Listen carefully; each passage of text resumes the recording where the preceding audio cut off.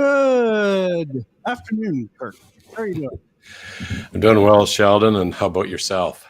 Doing pretty good. It is February 17th, which means we're like 300 and something days away from Christmas. And yeah, it's coming up quick.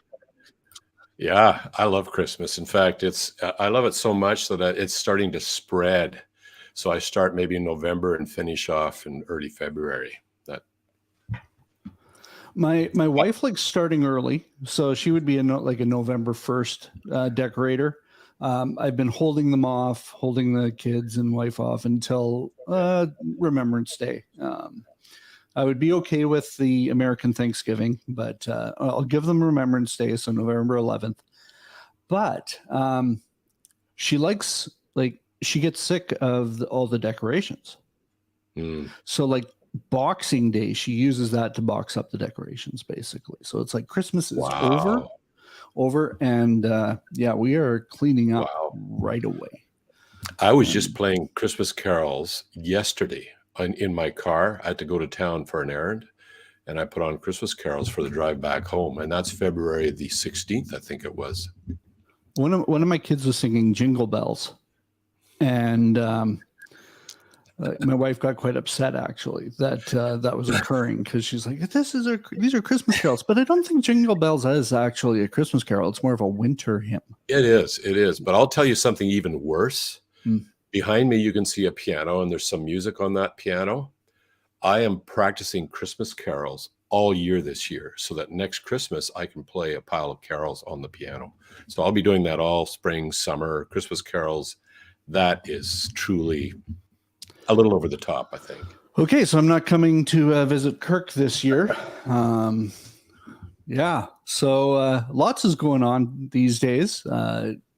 We've got interesting situation in Canada. Our government has declared basically martial law in a way. Emergency Powers Act has been invoked, and people are a little bit annoyed at that. I would say probably for good reason. There's lots of different ideas around, are we actually at that point where we need that? And I always get a little concerned when we're normalizing something as big as the Emergency Powers Act. But we don't want to really get into the politics. What we want to do is take a look beyond the politics and talk about the spiritual aspect of that kind of thing. So we will talk about that in a little bit, but I want to start with talking about the Richard Dawkins video that you did the other day, the reaction video. You've been responding to a bunch of the comments that are coming in. Those of you that are watching the stream that enjoyed that video or didn't enjoy that video, I think Richard Dawkins has some people that really enjoy watching his stuff, and they were a little annoyed at you in some ways. So keep the comments coming, though. We want those, and feel free to comment on this video. Make sure you're liking it, or even if you don't like it, hit the dislike button. That's fine too. But tell YouTube that this is something that people should watch. So subscribe, hit the bell to be notified when these things are happening. I want to pull up a comment that you haven't yet responded to. He posted it yesterday, and why don't we answer it live? And just so everybody knows, we don't spend much time planning these live streams. We talk a little bit about sort of the topic that we'd like to cover. So Kirk hasn't been researching the answers to these questions for the last 6 days or anything. This is just going to be coming right off the top of his head. So if he does make a mistake, like it, comment, dislike it, whatever you want, because it keeps conversation going. So here we go. Ben Green writes, and maybe we'll just pick these off one at a time. You claim that once an argument for God has been established, the onus is on the atheist to disprove it. But then you demand that science has to prove beyond doubt that evolution is true. So what happened to the theist's burden to disprove evolution? There's a few things there. Why don't you go ahead and work on those? You mean just the first 3 lines and don't touch the last 2? Yeah. Okay. So, yeah, well, Dawkins, the little video that I respond to, he gave some reasons why not to believe God exists. And one of the points that he made is that there are no reasons. And that was one of the reasons. The one reason is that there are none. And therefore, it's up to the onus is on the theist, not on the atheist, to explain why they don't believe in God. And I just responded, well, actually, there are reasons on the table. And if he checked out, say, the first year philosophy course on his university, they have a section devoted to arguments for and against God. So there are reasons on the table. And once the reasons are on the table, then the onus is on the atheist then to respond to those reasons. Now, they don't necessarily have to disprove the thing. They just have to show that it's less likely than not, or basically the reason doesn't carry enough weight in the face of other evidence that he might put forward. So it's still more probable to believe whatever side you want. But then the second line in this comment here, but then you demand that science has to prove beyond doubt that evolution is true. Well, no, actually not. I would never demand that of anything of science. Science, in fact, does not prove anything. Like, the word proof is badly used a lot of times in the general population. In science, what we do is we see something, or there's something going on in nature, and we come up with a possible explanation, maybe a hypothesis. And then with that hypothesis, we then say, well, let's test that. And then we come up with maybe an experiment to test that hypothesis out. You can even have evidence in favor of the hypothesis. So in science, a lot of times you'll have competing hypotheses, and there is evidence that supports either one. So how do you determine which one to go with? Well, that's where the experiment comes in, and each of them makes predictions, and you do your experiment and you see if those predictions are falsified or verified. Falsification is very important. So verifying, say, coming up with evidence for something doesn't necessarily mean the theory is true, because it can also support the other theories that are competing to it. But falsification does eliminate it. So you could have all sorts of evidence that I robbed the bank yesterday because somebody found some of my hairs in the bank, and, various evidence that would support that. But the fact of the matter is I was here, like 13 kilometers away from the bank at the time it was supposed to be. So if I can prove that, it essentially, even though there's evidence to support that I was at least in the bank at some time, and therefore maybe I was there when it was robbed, the falsification prediction says, well, if we could predict that if he actually did the bank, we will not find him somewhere else at the time. And here, further investigation finds out, no, I was here. I was actually in a meeting. I'm talking with people. They can see me. They got the timestamp. So that falsifies the theory, despite the fact that there was evidence in favor of it. And this is how science works. You can verify a hypothesis, but verification is not proof. All verification means is you did the experiment and you got maybe, and the predictions were verified. So it has not been falsified. So in science, we often say the hypothesis or the theory has lived to see another day.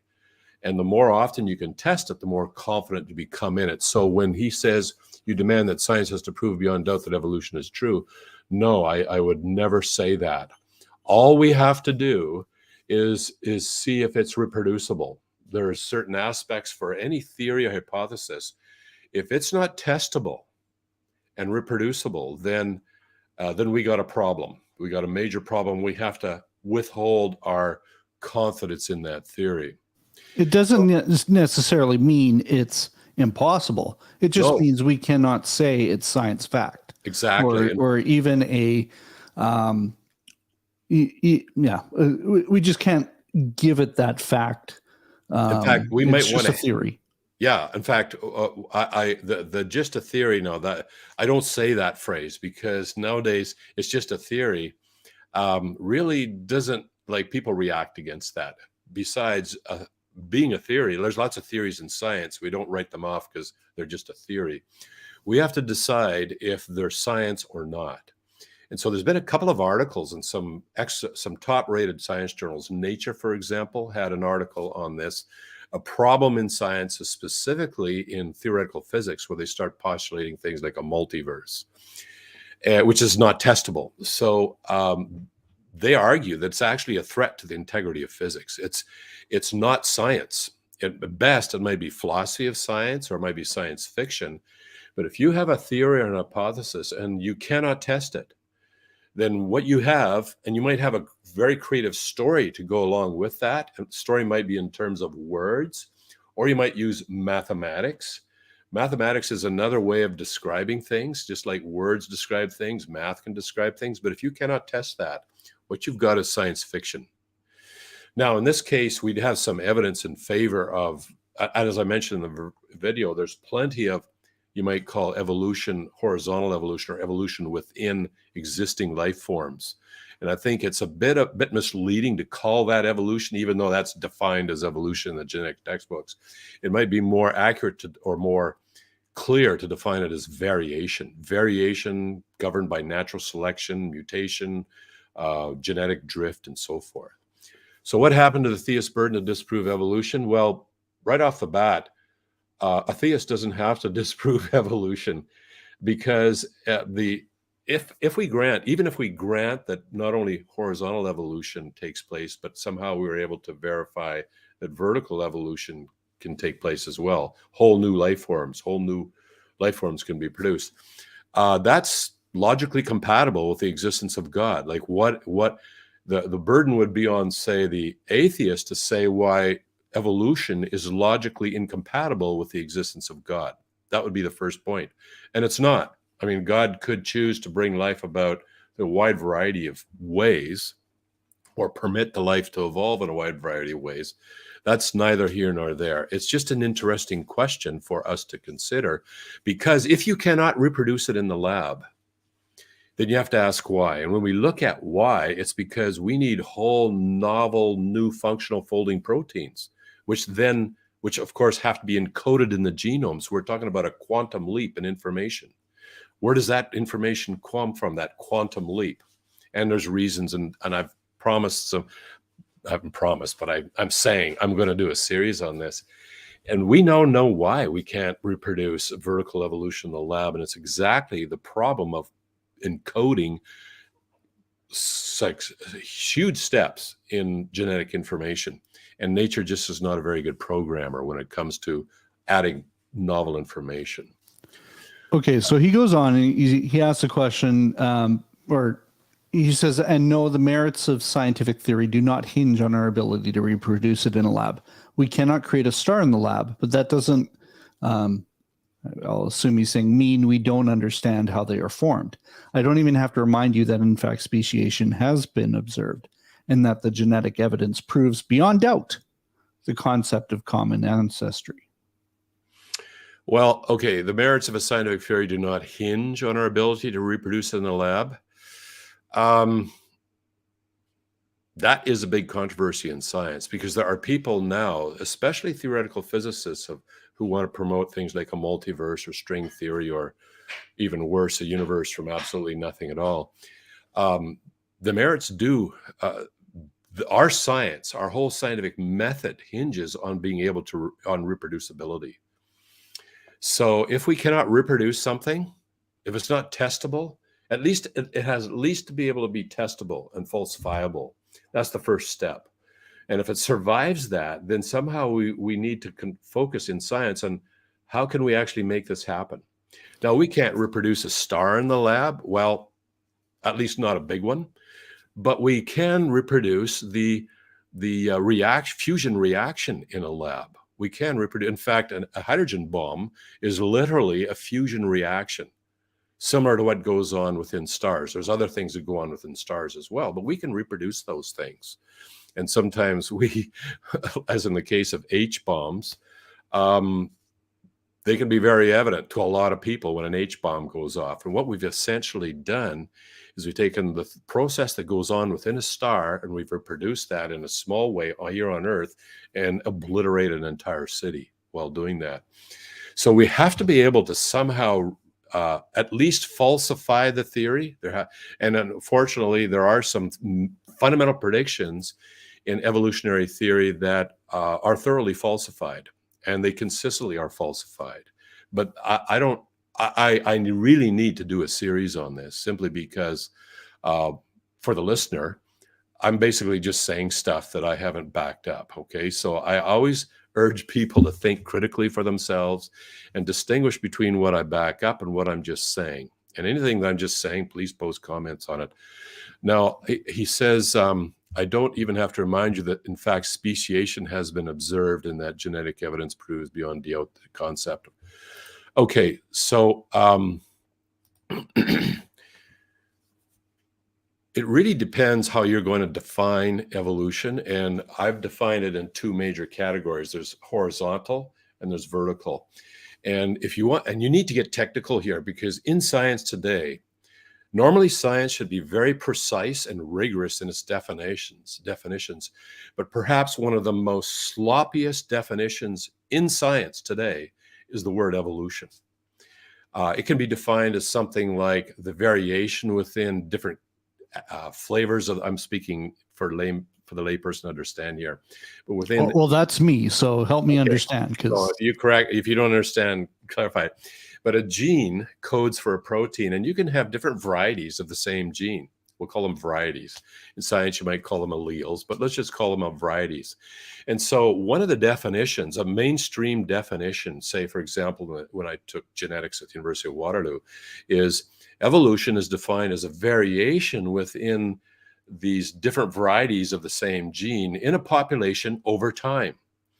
And that happens. We can reproduce that. We can, and you know, in science, you don't personally have to reproduce it. If you observe it happening in nature, then it's been reproduced. You've observed the reproduction of the theory. So yes. So like you can look at a house cat and a tiger and say, okay, there's a lot of similarities between these things. Were they the same at one point? Do they have a common ancestor? That kind of thing. The question is common ancestor. And so to precisely define the difference between horizontal and vertical evolution, it needs to be a lot more rigorous, because I don't know what the genetic difference is between the house cat and a tiger, but you can define it such that you can then determine whether there is a common ancestor here. And the definition, I would define horizontal evolution as it doesn't require no statistically significant increase in genetic information. So the genetic information in the genome or the DNA of a life form has an amazing ability for a huge amount of variation, but no new information is required. No statistically significant levels of information. But if you want to evolve something a lot more different, you're going to need an entirely, usually not just one novel gene. You're going to need a lot of totally new genes that code for totally new stable folding functional proteins. Because you know, the minimum ancestor might have, say, 285 genes. And a lot of life forms today might have, 15 or 20,000 or even more genes. So somehow you have to account, if you're going to have vertical evolution, for where do these genes come from? And that's where you could start doing experiments, for example, even computational simulations. And when we do those, in the actual lab experiments, we find out that just to code for one average gene requires so much information that we can actually quantify, that if you're going to do it through evolutionary processes, the universe will literally, the last star will burn out before it happens anywhere in the universe. That's how difficult it is to encode for an average protein. But if you got intelligence in the thing, well, we're already building artificial proteins, simple, mind you, but artificial ones. So the moment you have a mind coding software is easy to produce. You withdraw the mind, now you have a problem. So the items that he talks about, speciation, well, you can define, like, speciation depends how it's being defined here, is no problem at all if you're going to define it such you don't need any more genetic novel genes to code here. You're just going to work with what you already have. That's horizontal evolution. And I would define that as no significant additional genetic information is required. And then he says genetic evidence points to common ancestry. Yeah, I say you look at phylogenetic trees, for example, And I realize maybe, Sheldon, I've lost you a bit. But phylogenetic trees, you can find evidence for a common ancestry as long as you're careful on which tree you select. If you choose the wrong trees, then all of a sudden you got a problem. But if you look at, say, cytochrome C, which is a particular type of protein, you can build a nice tree that looks like we all came from a common ancestor. But you look at some of the other proteins that we find in life forms, and all of a sudden we've got problems there. So there's a fair amount of a little bit of fudging, and that's where evidence can support something. But the question is, what predictions can we make? And when we test those predictions, are they falsified? Awesome. Well, thanks for this response. Maybe we'll get into DNA and proteins and stuff in a future video, but I think that answered the question. Ben, if it didn't, please respond again, and we'll see what we can do to answer your thoughts there.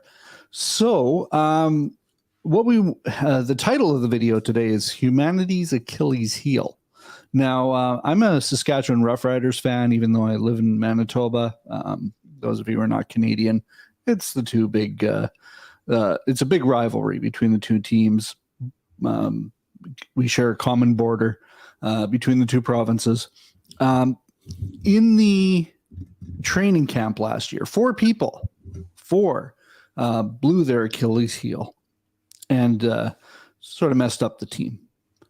The Achilles heel is a pretty important thing. It allows us to walk. It allows us to stand up. It allows us to be mobile. Tell us about humanity's Achilles heel. Yeah. Well, the term Achilles heel just basically means a weak link, and it comes from a Greek myth where this individual by the name of Achilles was dipped into the river Styx. Styx, and if you were dipped into this river, you're supposed to become invulnerable, immortal, but the mother held him by his heels. The heel didn't get dipped in. And later on, so he was invulnerable in battle until one day, I think it was Paris, shot him in the heel with an arrow, and because that was the only vulnerability, it ended up killing him. So he had this one tiny weak point. So the question is, what is humanity's Achilles heel? What is our weakness? Well, we probably have more than one. I think we have at least two.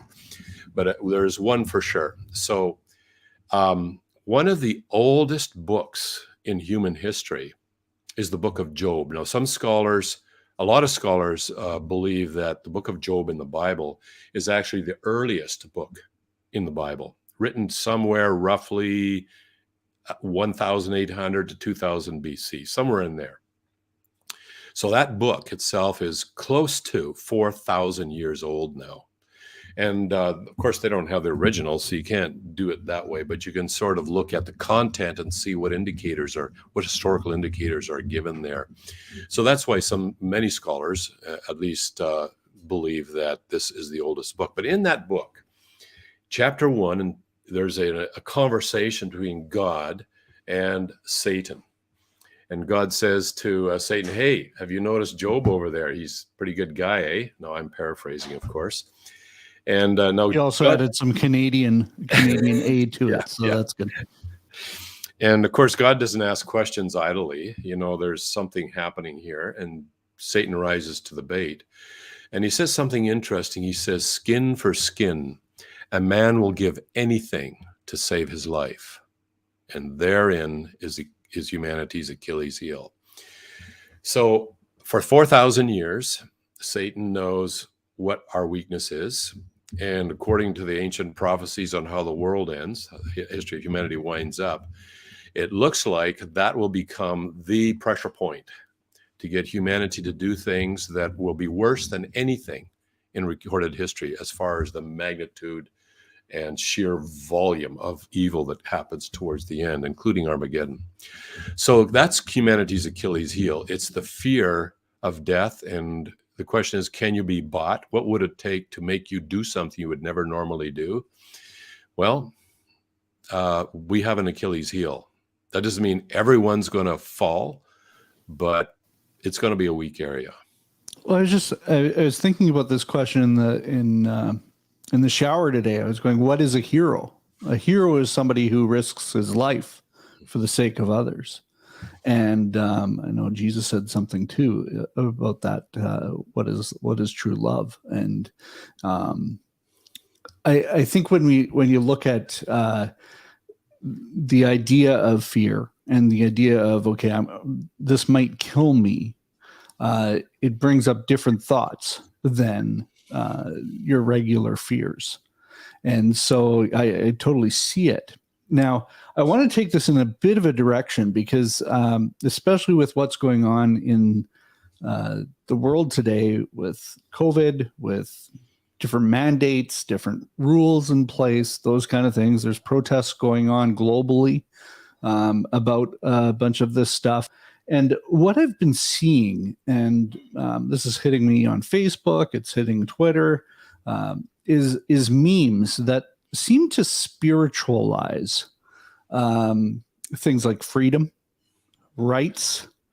And I wanted to ask a couple questions here because I think the principle behind where I'm coming from is important for people to realize. And so I have a couple questions. So is the book of Revelation a real thing, or is it just a made up, it's not actually going to happen. It's just somebody's view on, or it's fiction, science fiction, if you will. Is the book of Revelation real? And you can answer it as a Christian. You don't need to back up for people that aren't Christians, because honestly, if you're not a Christian, you probably don't believe in the book of Revelation. Well, yeah, I would say that the book of Revelation actually does talk about real events surrounding the last days of humanity, the last months, or maybe even the last several years of humanity.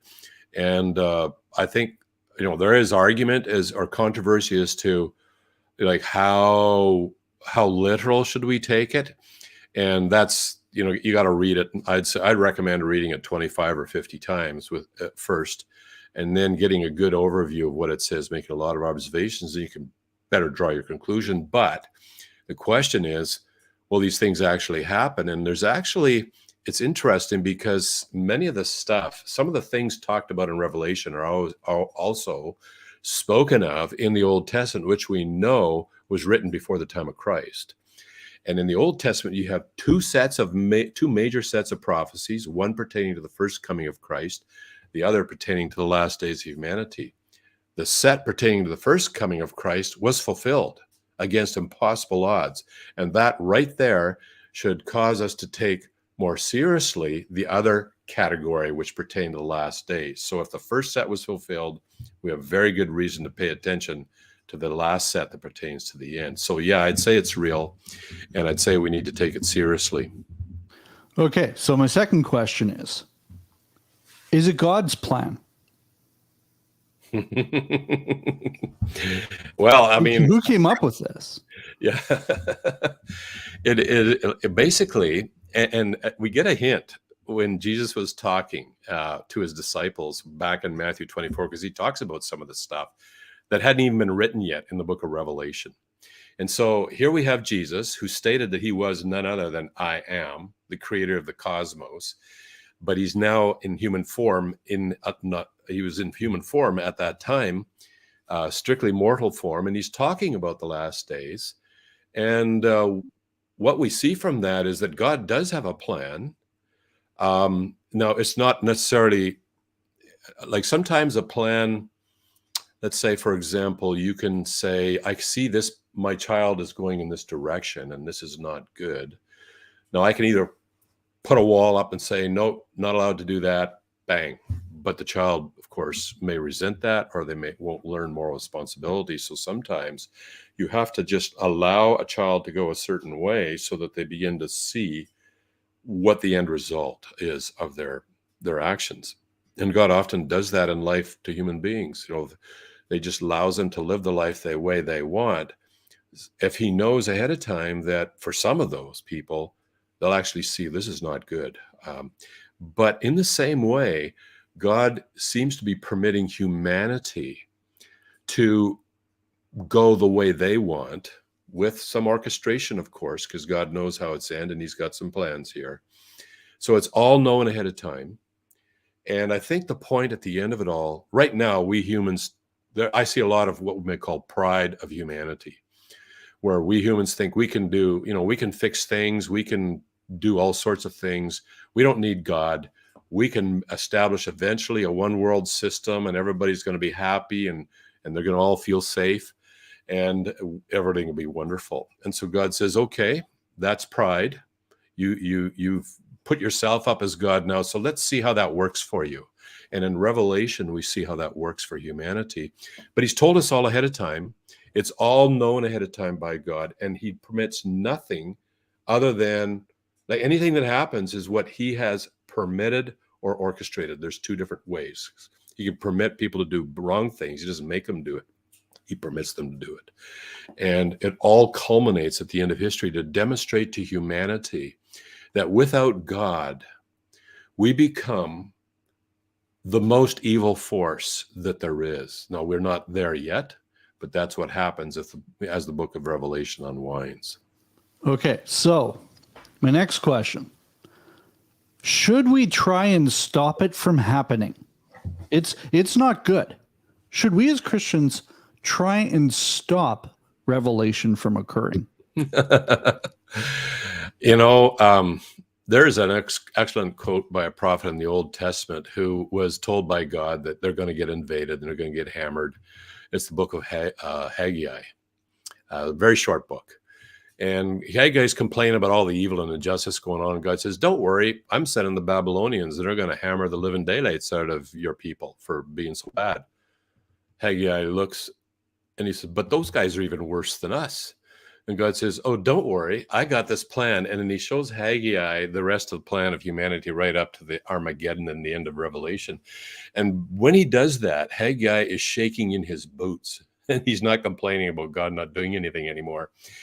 But then he concludes that even though he has to wait for all of this to happen, he's going to trust in God, because it's God who makes his feet like the feet of the deer that run on the mountains and eagles' wings that fly in the sky. In the end, we know that God is in control, and this is what he's going to do.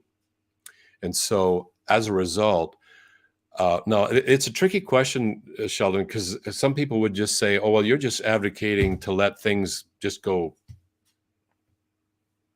totally immoral, and we do, but we're also salt and light, so why don't we do something about it? Well, I think we have to do what is in our power to do. And when I pray about current events, and there's a lot of different current events, it's not just some plague on humanity here. We got other problems in Europe, political problems, potential war problems. We got financial possible collapse of a world monetary system. There's a number. We got a moral free fall that's global right now. And so I really pray, God, do something, stop this, restore it. But at the same time, I say, but I'm conscious of Revelation. If this is it, then you know what's best, and just go for it. Override anything I ask.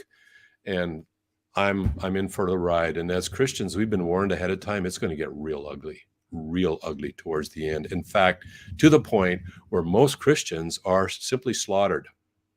So that's what we have to look forward to. But I don't look forward to getting killed. What I look forward to is what's beyond that.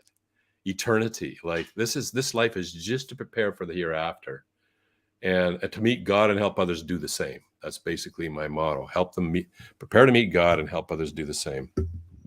And if you I think Satan is using a lot of what's going on right now. It might not even be Satan. It might just be our own flesh and sinful desires that are taking us into a period of distraction where we're trying to solve this spiritual problem by making sure the right person gets voted in, or making sure that the right laws are put in place or taken out, or whatever it is. And we just get into this distraction where we're not doing what we're actually supposed to be doing on the planet as Christians. Oh yeah, it can be terribly distracting. Like for example, when I see everything that's going on in my culture right now and how people are just kind of reacting rather than thinking what's going on here, they just simply react, then I would say that's not good. We shouldn't be just reacting. So I asked myself, what is my mission? What am I supposed to be doing here? And that'll vary from person to person. But for me, my mission is to just help basically other people prepare for eternity. That's my number one thing, as well as myself. And so I can't be focused on other things. Now, I don't know if you're going to, I see some questions in the comment thing, if we're going to address those or not, but I just want to acknowledge the comments there that we are going to get to those. Yeah, we might hit them a little bit, but I think some of those comments are pretty deep, so they're not going to be able to be solved in a few minutes at the end of our conversation. Quick answers to those. Well, I have two more questions for you, just in regards to this revelation thing. Let's say there's a juice that you can get put into your body through a needle, and the government really wants you to get that to potentially solve some issues. Could that be the mark of the beast? And the reason I'm asking this question is I've seen some signs, probably carried by people that would claim to be Christians, that people are getting the mark of the beast injected into them right now. Yeah. Without even really knowing they're getting the mark of the beast. Yeah.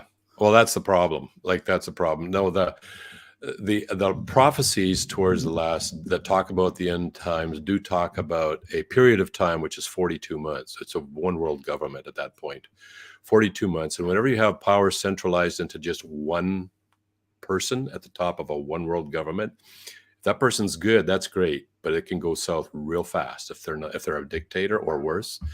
And this time it's worse. It's going to be the most terrible time in humanity. And at that time, they're going to have some sort of a passport, so to speak, to buy and sell, which is a mark on supposedly on the forehead or hand of 666. It's basically a pledge of allegiance to Satan himself, who becomes pretty obvious who's running things at that point in history. So, but the timeline is wrong. No, this juice you're talking about, the time is totally wrong, because we have that 42-month period has a very, very clear and globally visible starting point something called the abomination of desolation, which happens in Jerusalem. Very clear starting point. And obviously, I would say obviously, it has not, that we're not even there at the right point yet. This is not the right time, nor is it the right approach, because there is such massive eternal consequences hinged as to whether you take the mark or not, that because God is just, it can't possibly be something that people unwittingly take or unknowingly take. So in this case, the juice you talk about, nobody, probably nobody, is taking this with some sort of, I'm going to worship Satan or pledge allegiance. No, there'd be so many millions unwittingly taking this, if it were, that it can't possibly be the mark of the beast. There's other reasons why it can't be, but no, the timing is wrong. And the beast hasn't even made his appearance yet. And that has to happen. And finally, it's not going to be something somebody can sneak up or trick you into doing. It's got to be something that you knowingly and willfully do. And I say that on the basis of what the consequences are for eternity if you do it. And whenever you have massive consequences, if God is totally just, you have to know full well what you're doing, because in the end, he says your own thoughts and conscience will testify for or against you on Judgment Day.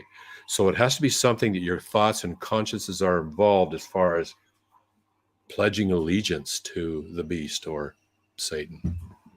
Dagoba Dave has been commenting quite a bit, and we'll get into these, but I'm going to do it in reverse order a bit, because this is something that has been getting me for a while. It's like, okay, that barcode on the box of salad was initially people were saying, well, this is going to be the mark of the beast, and they're going to use UPC code and all of these different things. And I'm old enough to remember when cashless society and interact cards and those kind of things were, well, this is going to be the mark of the beast, and we should not get an interact card, or use. We should only be trading in cash because Satan's going to use this to bring about this one world government, and it was really, how can Christians slow this down? How can Christians slow down God's plan?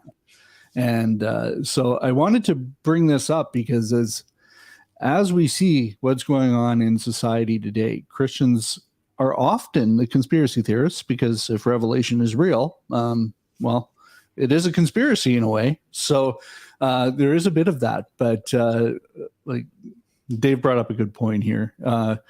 We're really good at jumping on the latest thing and freaking out, and which brings up the Achilles heel issue. It's fear, and we're trying to save ourselves, and we're really focused on being comfortable on this planet at this time, and not looking at what the kingdom of heaven is. And so that's all the questions I had for you. Yeah, should we try and stop it? Can you accidentally get tricked into getting the mark of the beast, those kind of things? Yeah. And well, I can, okay, the universal product codes. Again, we have a classic example of religious people not even cognizant enough of their own scriptures. Some of these are just facepalm bad, some of the things I hear Christians say. And it's not all Christians, it's just Christians who, because they don't know what the Bible actually says, they don't have a good understanding of it, they just go wild with their imagination. It's just like, it's bad. So it's not the universal product codes. they speed up our commerce, and there's nothing about the beast about them. I say that if you actually profess to follow Christ, you should at minimum be very familiar with what the Bible says, and a ton of what I see going on. Now, it's not that Christians aren't the only ones that get carried away. I mean, when Comet Kuhutek came back when I was in university in physics, so I was doing a physics degree, the whole world was, I mean, there were a ton of non-Christians also saying this is the end of the world and everything else. No. And again, it's fear, but we need to know what the Bible actually says. I would recommend reading through the Bible at a minimum once a year, I like to do it about every 8 or 9 months. And I've done that. I started reading the Bible as 8.5. And I began to keep track of how many times I started back in the 1980s. It's a ton. And it's only through, there is no shortcuts to knowing the Bible. Like, okay, I'm going to go to seminary. No, I took seminary courses, and you're not going to get to know the Bible in seminary like you will if you read it over and over and again and study it and so forth. So it's just embarrassing when people when Christians especially let their imaginations run wild. And what constrains your imagination? Well, the Bible will, if you actually know and study and think through what it says. So, yeah, and we might be near the last days. It's possible. There are things, converging right now. That's true. But if you have to argue about if this is the mark of the beast, then it's not. Because when it happens, I do think there is a lot here that I look at where we were in the 80s with technology and where we are now. To actually have Revelation happen the way it really needed to happen, it couldn't have happened in the 80s. That we didn't have a technology solution to make the mark of the beast actually worth it.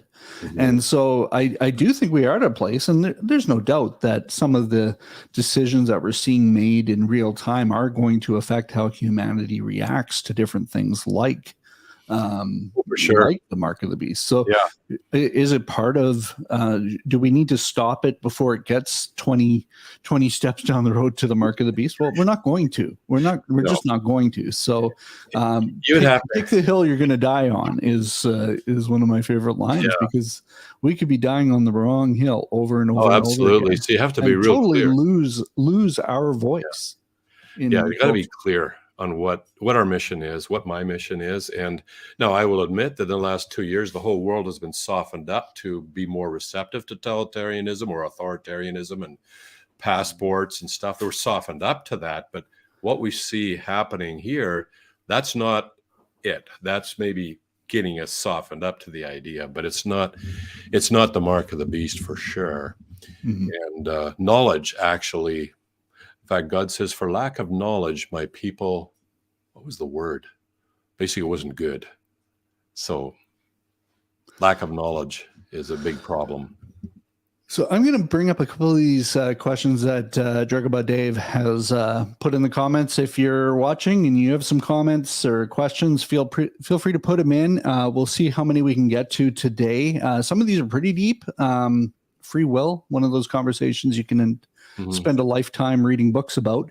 How can we have free will if God is omniscient? And I know you wrote an article on your site about this from a very scientific perspective, using some physics and that kind of stuff. Do you want to take a couple seconds to talk about this? A couple of seconds. So, I mean, just imagine there's plenty of movies out now where people travel in time. So let's say you go forward in time and you see the results of next year's election. And now you come back and now you know what the results of next year's election are, but you don't tell anybody because you don't want to influence things, but you know what the results are. Does that mean that you have removed the free will of the entire population simply because you know? No, you've just observed the outcome of free will decisions. And if God transcends time, he's already there in next week at watching your decision. His knowledge is contingent on your decision next week. And you say, well, how can that work? I'm not there yet. But from God's perspective, and his name is important here, he says his name is I am, which implies that there's no past, present, or future for God. It's all in the present. So he already sees your decisions. For you, it's still future, but for God, he's there watching you. But his knowledge is determined by your free will decision. So that's a quick answer to that.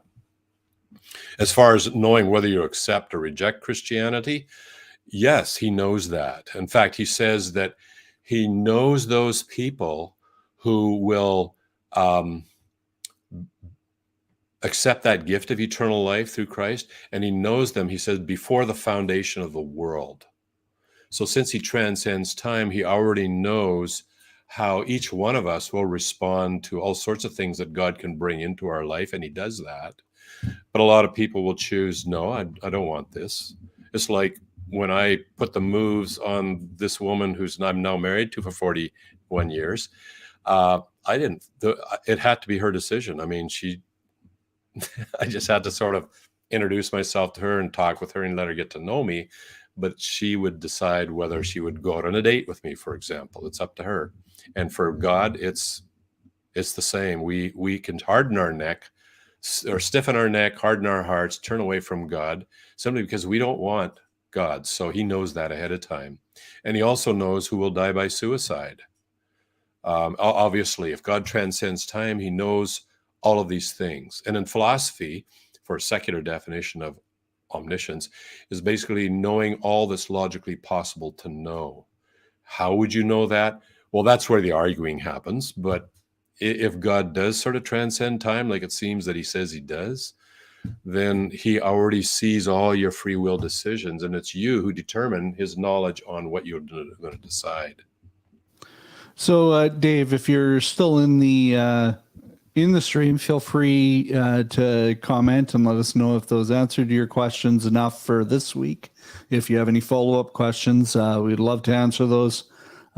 Probably next week, though, because we are right out of time for this week. You have another reaction video coming up. Yeah. And can you describe it? Because I cannot pronounce this person's name as much as I tried in the past, and it's just not going to work. So I think you've got a good handle on it. Tell me about this person, views, and where you're coming from. Yeah, well, there's a German physicist by the name of Sabine Hossenfelder who has a YouTube channel, and I really enjoy her. She does and looks at physics the way I just wish all physicists did. And I only have an undergraduate degree in physics. I have a PhD in biophysics, but that's kind of a different field. I really enjoy her, but she has this video on why free will is why you don't have free will. And this is, this topic has come up today. And she argues from a physicist's perspective why we do not. So I'm hope to post a reaction video, hopefully tomorrow, or at least probably Monday. That gives me a bit more time. I'll post it Monday. You can see it on my YouTube channel under, just on my YouTube channel. And then maybe we can talk about it next Thursday in the live stream. Sounds good. The live stream next week won't be at this time. We might have to do a night stream or something like that, just because I'm in a retreat at this point next week. Okay. So maybe we'll move it into an evening session, so those that are working right now and can't join us live would be able to join us. So hit the little notification bell, subscribe on the channel, and you'll get notified as to when we are going to do the next stream. And you'll also be able to see the reaction video that Kirk puts up before that. So thanks, Kirk. Thank you for those of you that are commenting and watching. And feel free, comment.